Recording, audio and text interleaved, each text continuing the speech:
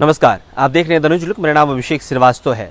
उत्तर प्रदेश में सियासी उठापटक शुरू हो चुकी है क्योंकि 10 फरवरी को पहले फेज का चुनाव होने वाला है और उससे पहले अदला बदली फिर बदल की जो सियासत है वो शुरू हो चुकी है।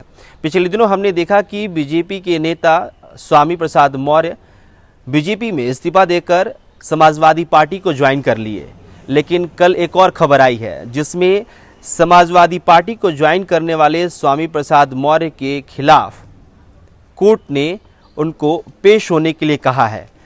2014 का मामला है। अब इस पूरे मामले को समझिए। 2014 में जब स्वामी प्रसाद मौर्य बहुजन समाजवादी पार्टी में थे, उस समय उन्होंने एक स्पीच दिया था और उस समय उन्होंने देवी देवताओं को लेकर कुछ अपशब्द कहे थे, जिसको लेकर अब सुल्तानपुर की कोर्ट ने उन्हें 24 जनवरी तक कोर्ट में हाजिर होने के लिए कहा है। हालांकि बुधवार को उनको कोर्ट में हाजिर होना था, यानी कि 12 जनवरी को, लेकिन वो कोर्ट में हाजिर नहीं हुए, जिसके कारण उनके खिलाफ वारंट जारी किया गया है और अब 24 जनवरी को उनको एक तारीख दिया गया है कि 24 जनवरी के पहले उनको कोर्ट में हाजिर होना होगा, यानी कि सुल्तानपुर कोर्ट में उन्हें हाजिर होना होगा।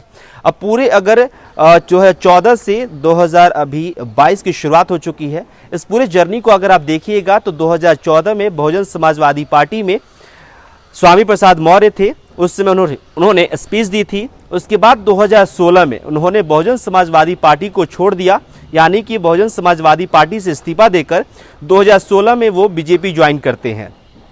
2016 से लेकर 2021 अंतिम तक स्वामी प्रसाद मौर्य बीजेपी में रहते हैं। साथ ही साथ कैबिनेट के मंत्री भी थे स्वामी प्रसाद मौर्य, लेकिन स्वामी प्रसाद मौर्य ने इस्तीफा दिया अपने मंत्री पद से और समाजवादी पार्टी को उन्होंने ज्वाइन कर लिया। लेकिन अब स्वामी प्रसाद मौर्य के ऊपर एक संकट मंडरा रहा है।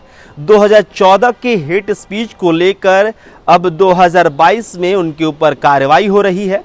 हालांकि ये राजनीतिक मोड़ है या फिर कानूनी प्रक्रिया, ये लोगों के बीच एक चर्चा का विषय बना हुआ है। लोगों का कहना ये भी है कि जो बीजेपी में इस्तीफा देकर समाजवादी पार्टी में स्वामी प्रसाद मौर्य गए हैं, इसीलिए इस तरह की कार्रवाई हो रही है। हालांकि ये कोर्ट की प्रक्रिया है, इस पे सवाल खड़ा नहीं किया जा सकता, लेकिन जो आम इंसान, आम लोगों के बीच जो चर्चा है वो इस बात की चर्चा है कि स्वामी प्रसाद मौर्य के ऊपर जो कार्रवाई की जा रही है कहीं ना कहीं राजनीति से प्रेरित है।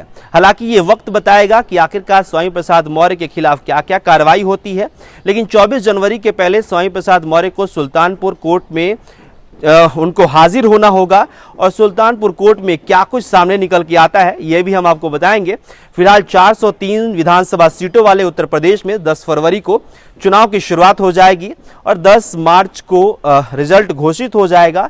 लेकिन कोविड के जो मामले बढ़ रहे हैं उसको लेकर भी क्या कुछ फैसले आते हैं ये भी देखना होगा। फिलहाल अभी जो चुनाव आयोग के द्वारा जो जारी किया गया है उसके अनुसार 10 फरवरी को पहले फेज का चुनाव होगा यूपी में।